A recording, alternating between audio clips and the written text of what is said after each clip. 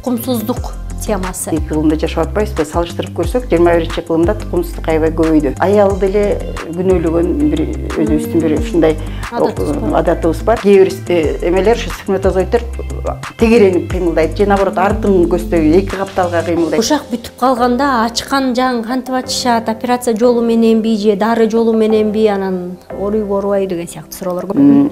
Элдин арасында кээ бирлер келгенде айтат, мен трубаларымды үйлөтүп бериңиз депчи. Эми биз трубанын ошол түтүкчөнүн, жатын түтүкчөсүнүн бүтүп калганын же бүтпөгөнүн кантип билебиз? Мунун жолдору бар. Жана бир трубасы алынып калса, бир труба менен төрөй беришеби же? Ошо именно түтүкчөгө бүтүп калса, жатын көңдөйүнөн ириңдеп, трубага ириңдеп, анан бир жагы алынган болсо, 2 трубасын тең алып койсо, бул матка кандай жашай береби? Уруктук клеткалар менен жолуктуруп, уруктандырып, свидание кылышып, үйлөнүшүп, уруктандырып, эмбрион пайда болуп.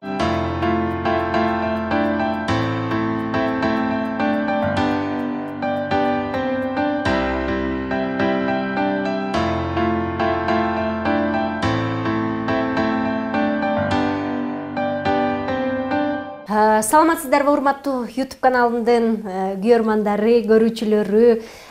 Бүгүн дагы аялдардын, айымдардын ден соолугу тууралуу сүйлөшөбүз жана эң кызыктуу, пайдалуу темаларды алабыз деген ойдомун. Бүгүн бизде мейманда врач, урогинеколог, медицина илимдеринин кандидаты Шүкүрова Дилдебүбү Аскаровна. Саламатсызбы? Жакшы эже. Бүгүн сиз экөөбүз эң маанилүү темалардын бири, көп эле кыз келиндер жазып суранып атышат. Бул тукумсуздук темасы. Дайыма эле жаңы баш курганда, баягы жуп-жубай болгондо, балалуу болуу кыйынчылыгы туулат экен. Анан ошондо эмнеден улам келип чыгат аялдарда тукумсуздук?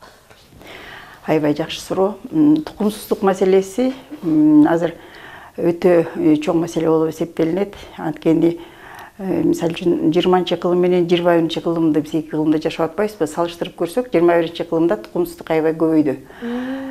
Тукумсуздук деп, үй бүлөдөгү тукумсуздукту ушу жубайлар өздөрү ушу балалуу болсок экен деп, үзгүлтүксүз чогуу жашашып аткандан кийин азыр акыркы воздун берүүлөрү боюнча 6 айдын ичинде бойна болбосо, уже тукумсуздук деген аныктаманы коюп калдык.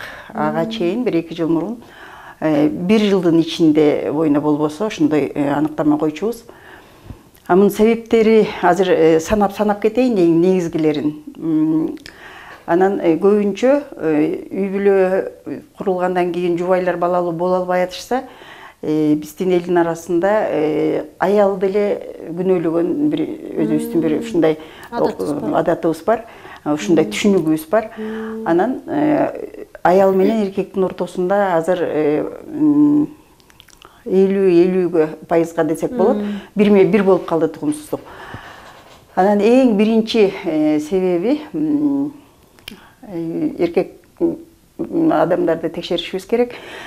Спермограмма деп аталат, анализ. Спермограммада биз эркектин уруктук клеткаларынын кыймылдашын, анын сапатын, активдүүлүгүн, санын, кыймылдашы ошо активдүүлүк, санын, анан сапатын караш керек. Саны азыраак болушу мүмкүн. Саны жакшы болсо дагы кыймылдап турган жакшы, мындай туура кыймылдагандары аз болушу мүмкүн. Болбосо сапатынан ошол суюктук өзү суюк болушу мүмкүн. Анан өтө коюу болушу мүмкүн. Ошондой эле уруктук клетка, эркектин сперматозоид өзү начар кыймылдап, же болбосо мындай жай кыймылдашы мүмкүн. Же болбосо туура эмес кыймылдашы мүмкүн. Мисалы үчүн алдын көздөй кыймылдаш керек болсо, кээ бир эмелер ушу сперматозоиддер тегеренип кыймылдайт, же наоборот артын көздөй 2 капталга кыймылдайт. Ушулар дагы көп көйгөйлөрдү жаратат бойкоолууда.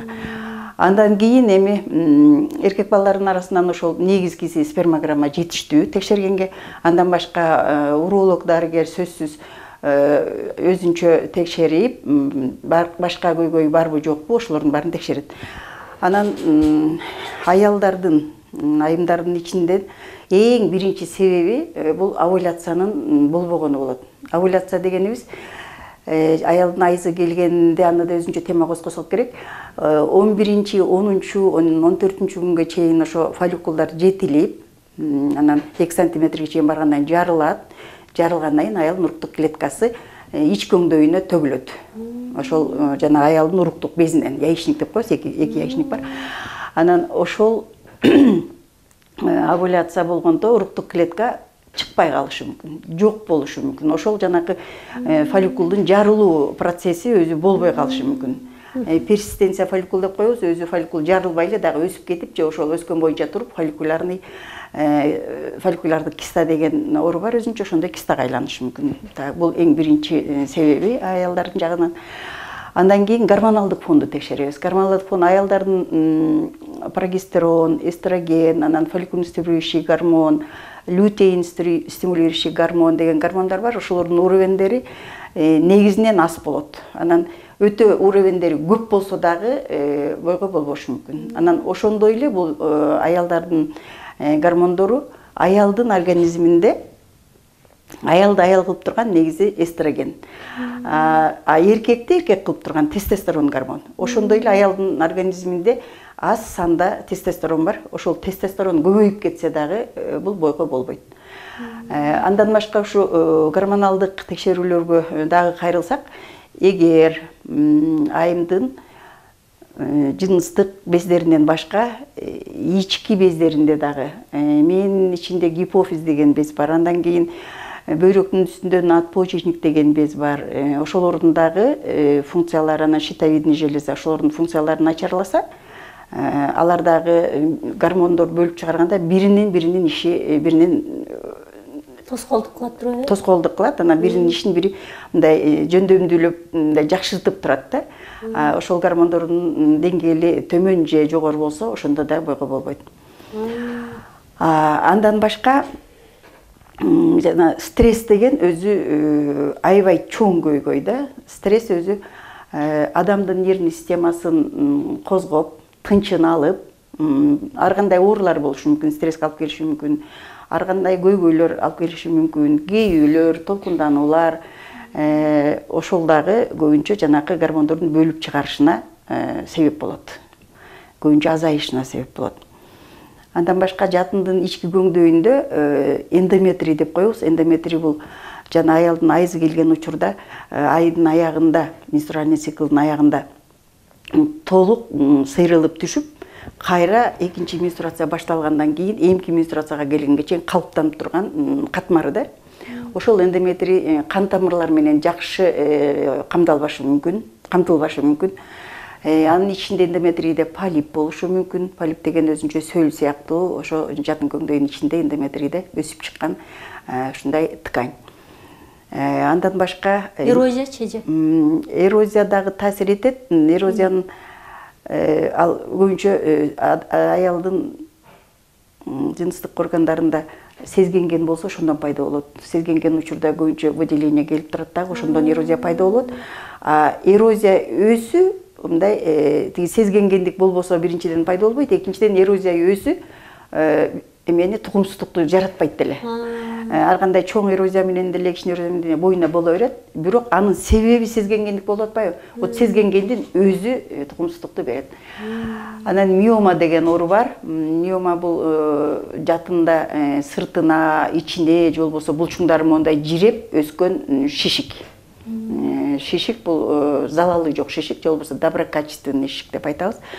Ошол шишиктер жатындын ички көңдөйүндө ошо эндометрийге өскөн болсо, ишин карап өскөн болсо, ошол дагы бойго бүткөнгө тескери таасирин тийгизет. Андан башка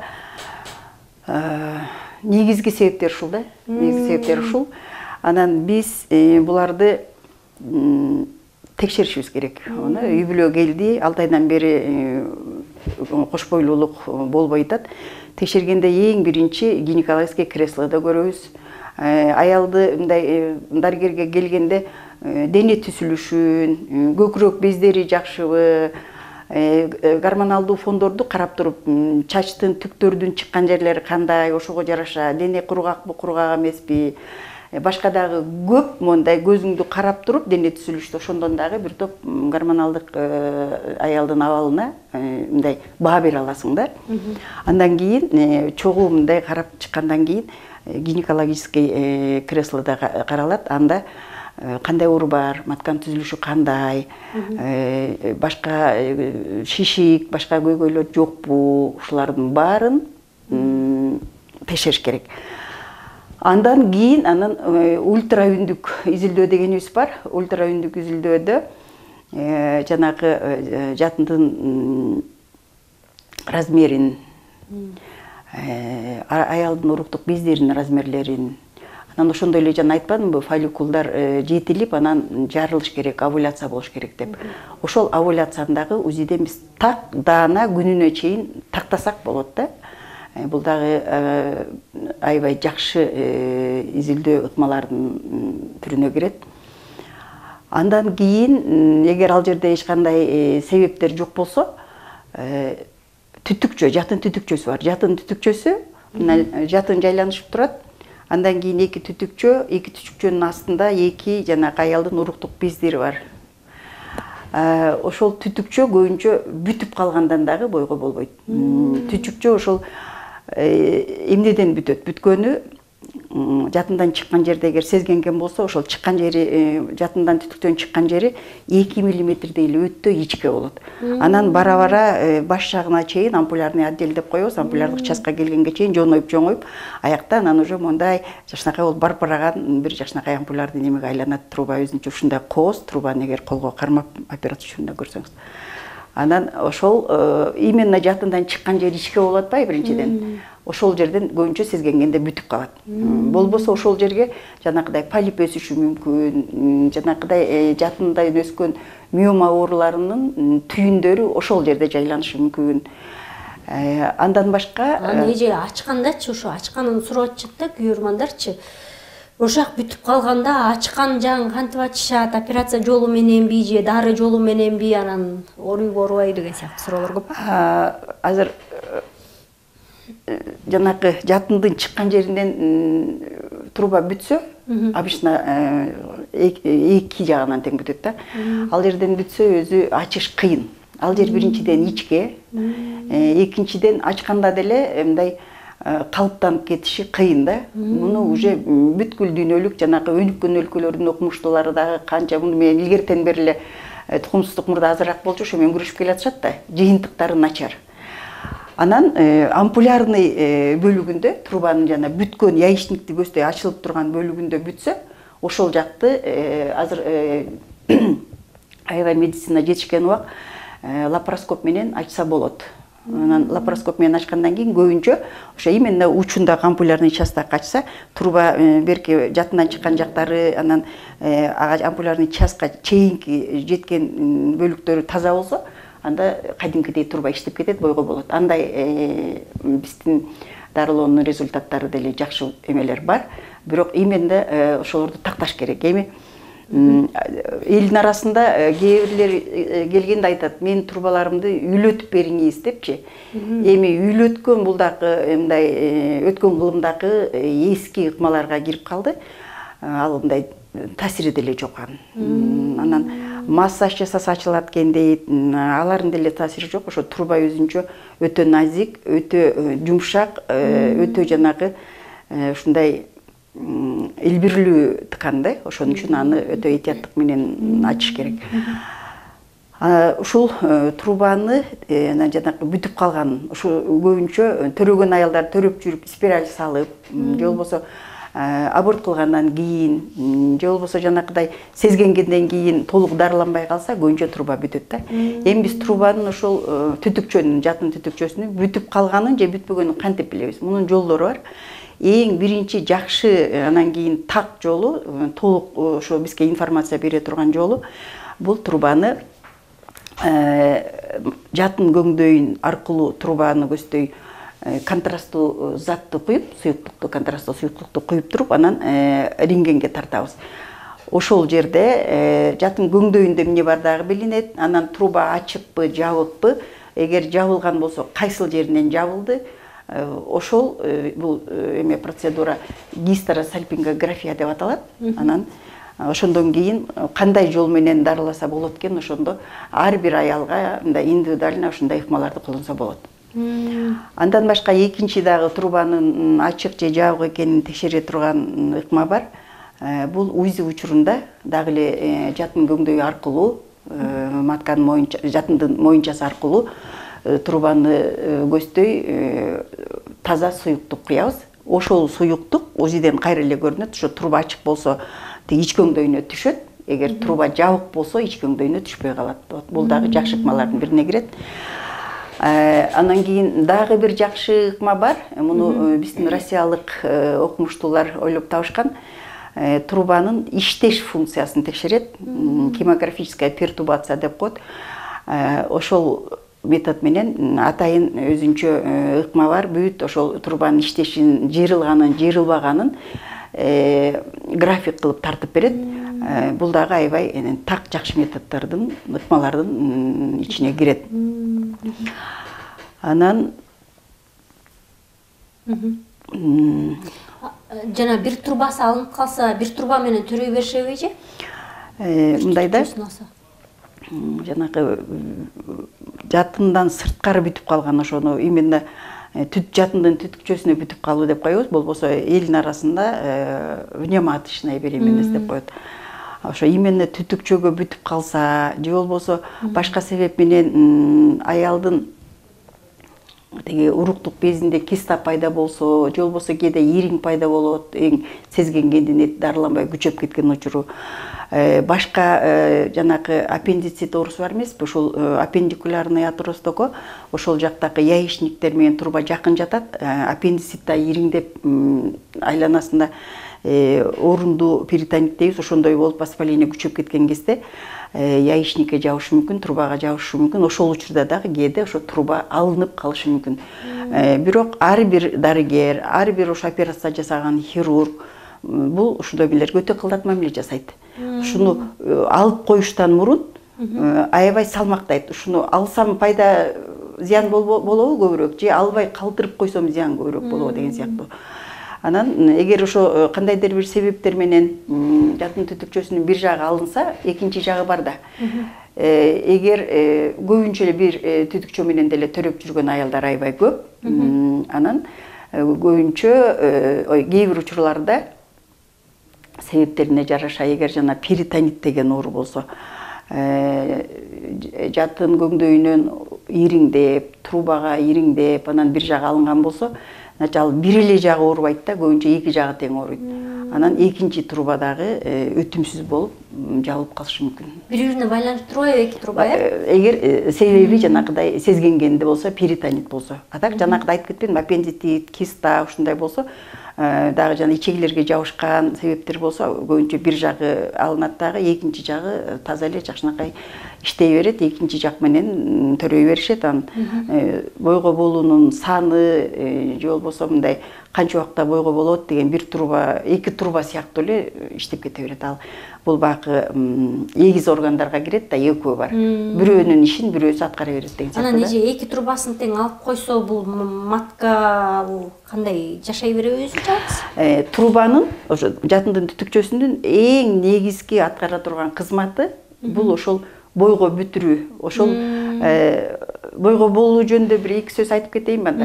Мына аялдын кыны сырткы эме менен, чөйрө менен байланышып турат, ачылып турат. Анан менструация учурунда жатындын моюнчасы ачылат, ал жатын көңдөйү ачылат, ошондой труба эки түтүкчө ачылат дагы, ал кайра ич көңдөй менен. Ошондо могул ич көңдөй менен сырткы чөйрөнүн байланышы бар болуп калып атпайбы? Бул айрыкча менструация келген учурда. Битте ачылып турат экен. Менструация келбеген учурда анда андай себеп болбойт. Анан трубаны алып салганда матка өзү жашай береби? Трубанын эң негизги кызматы ошол гана жанагы сперматозоидти өткөрүп, труба аркылуу өткөрүп, анан яйцеклеткадан аялдын уруктук бездеринен чыккан уруктук клеткалар менен жолуктуруп, уруктандырып, Свидание кылышып, уруктандырып, эмбрион пайда болуп, андан кийин ошол эле баягы труба менен кайра алып келип туруп, маткага ичине эме кой сен өзүңө эмне кылсаң ошо кыл деп өткөрүп бериш да, жанакыдай эмбрионду. Трубанын башка кызматы жок. Эгер труба экөө тең алынса деле, ал эч нерсе бөлүп деле чыгарбайт. Эң негизи кызмат ошол. Эки трубасы жок аял кадимкидей аял болуп, гормондорду яичниктер чыгарат, башка бездер чыгарат, жашнакай эле жүрө берет. Аны билинбейт деле трубанын бар жогу. Бирок неме төрөй албай калат, Төрөй албай калат. Анан дагы эгер аялда ушундай көйгөй пайда болсо, эки трубасы тең жок, төрөгүсү келет. Яичник иштеп турат, жатындарда көйгөй жок. Анда жанакы